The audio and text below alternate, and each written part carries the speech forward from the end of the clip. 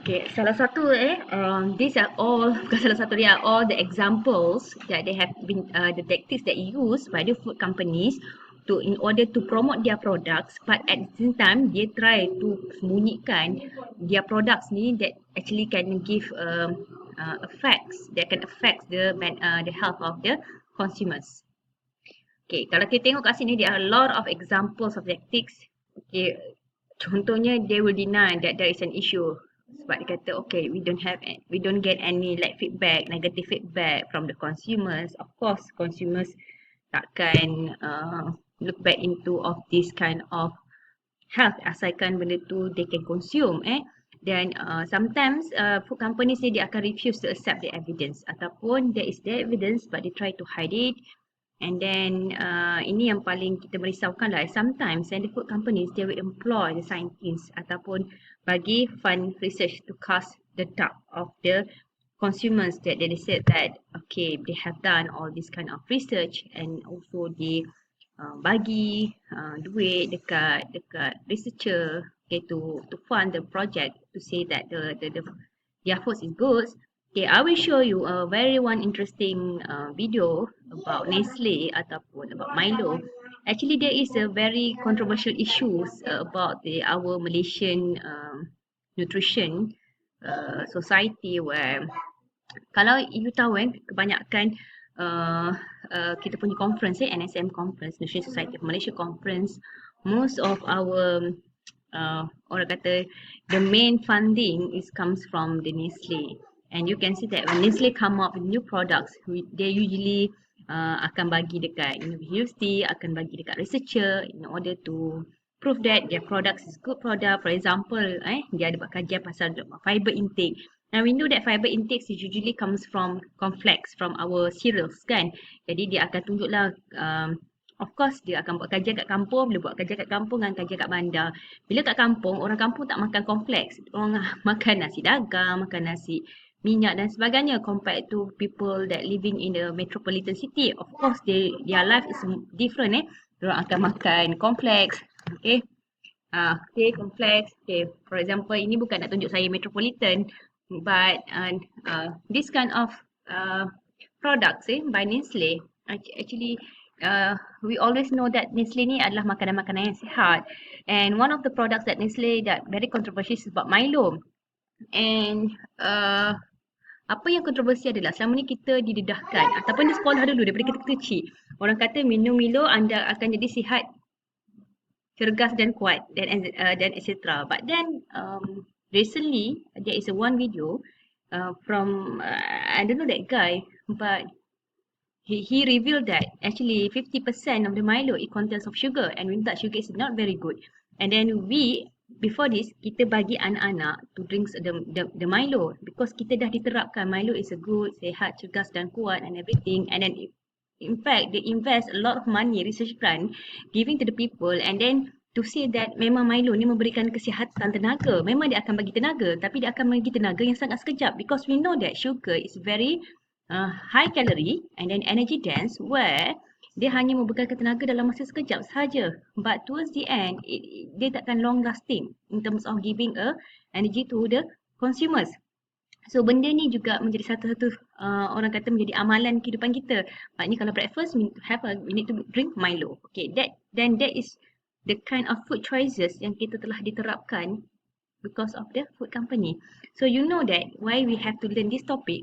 Apa kaitannya kita nak belajar food sociology, apa kaitannya kita nak belajar food and public health, because of this kind of situations lah because of the policies, because of the politics, itu yang akan menyebabkan pemilihan makanan manusia, pemilihan pemakanan rakyat pada waktu kini. And then personalized attacks on public health experts for example Marion Nestle yang saya tunjuk tadi, the product on food politics, and there is a lot of tactics that have been used by the food companies in order to tackle the food policies in order to allow them to sell the products. Okay. So some key issues here, orang akan cakap, so doktor why then kenapa kita tak control And then who going to control who gets what food and what they have to pay? And then people with questions, what is the role of the food productions? What is the role of food retail? And what is the role of the manufacturers consumers? These are all the food systems yang kita belajar sebelum ni. Di mana setiap daripada rantaian food system kita tu, there are certain things that we need to look at. Sebab salah satu, bila efek kepada salah satu rantaian tu, it can gives a end products yang berbeza. Okay, yang kita tengok dulu kan, yang kisah orang yang duduk kat kampung dan orang dekat bandar, macam mana dia punya food system tu yang telah mempengaruhi kehidupan mereka. Okay, and then we know that this kind of things we give a critical health for health, and then when we try to menidakkan dari segi health kita ni, and how about in terms of the economic countryside, for example rural development in all countries. And apa hak kita sebagai pembeli? Do we need to have a protections in terms of nak menghalang benda-benda macam ni? Okay, the one that thing that I mentioned just now, pasal GMO tadi kan, kalau food companies they don't want the GMO labeling, tetapi persatuan pengguna, they are very, they have the voice, they fight to, as a consumers punya council, to fight that if you want to have your product on GMO, you have to declare, you need to have the food label untuk GMO lah. So dia ada banyak sangat debatable among the food companies, and also dalam kes ni persatuan pengguna lah, because they want to ensure that it will give no health effects to the consumers. And then kita selalu tanya pada diri, do we choose our food freely? Okay, you all ask yourself. Selama ni you tengok makanan kan, you beli makanan, whether you have freedom tak untuk you, choose your own food. Sometimes kita pilih makanan tu because of our history. Okay, history kita memang kita dibesarkan dengan makanan macam ni. Okay, mak bapak kita memang daripada kecil orang Kelantan memang makan manis. So this is akan affect our food choices. And sometimes our food choices ni dia constrained by our class. Okay, that you are going to learn about this in your next topic, food and class. Yang mana kalau you makan, selama ni you makan makanan-makanan yang sangat-sangat high class, okay, so when you go to kampung, you need to eat ulam, so it will constrain. So adakah you ada kuasa untuk pilih makanan you secara freely? Actually it's not, because of history, because of class, sometimes because of gender, and then of course for the students compared to the working people, your food choices constrained by your income, and sometimes ethnicity yang kita dah belajar about the religion. Certain religion they are restrict from taking pork, taking beef, and etc. And also our food sekarang ni is not freely, we are restricted because of the MCO, okay, the Movement Control Order. Okay, kita restricted. Now kita hanya makan apa yang kita ada. Okay, for example, now people are looking at this kind of food, gardenia, roti.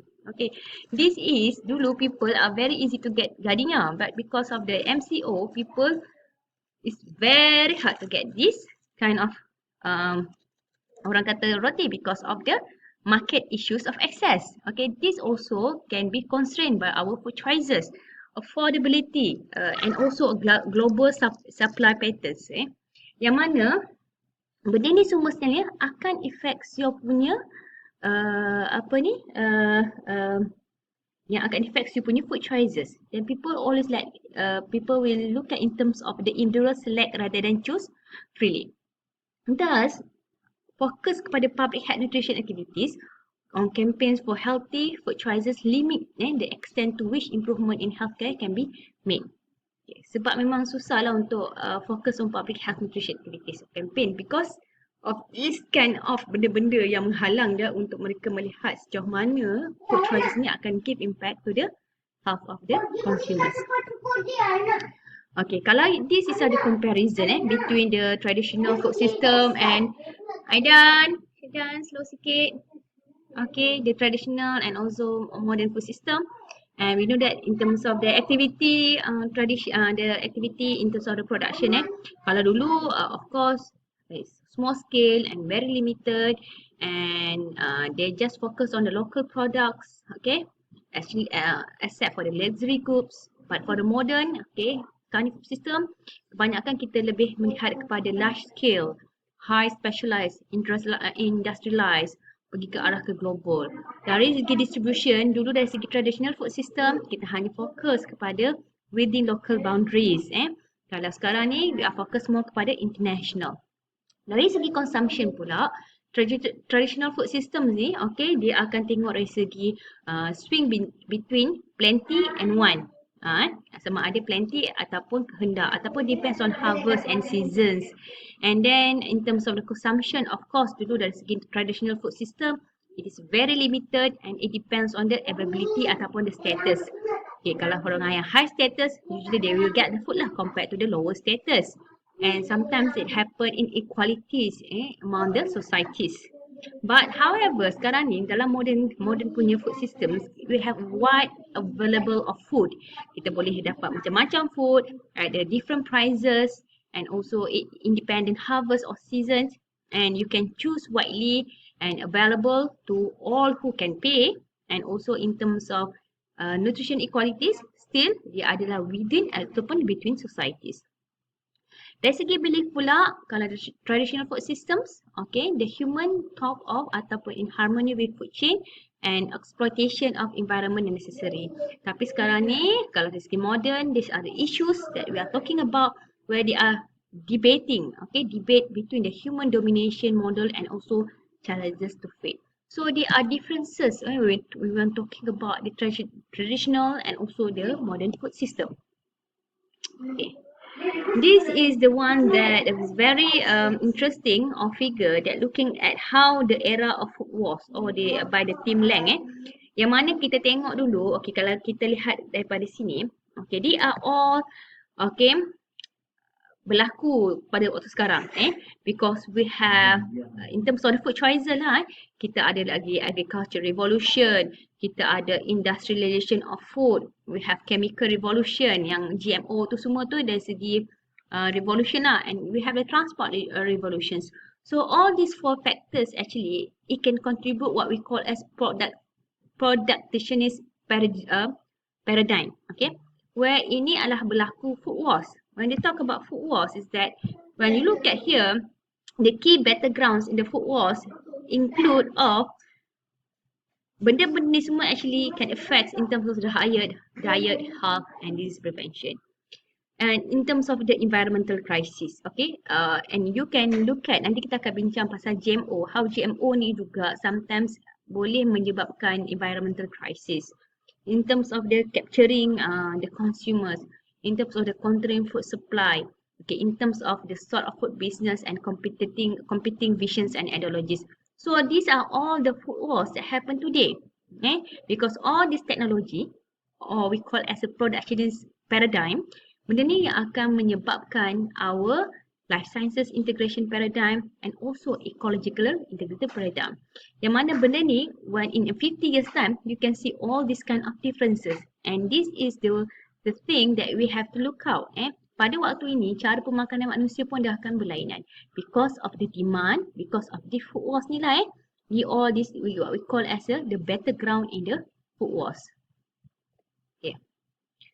So because before that, selalunya apa goal for food nutrition selalunya berdasarkan kepada Tim Lang dan juga WHO. Tim Lang is the one that the era food wars tadi. Tim Lang dia mengatakan bahawa to produce food in ways which protect and enhance the environment, public health, consumers, right confidence and social justice.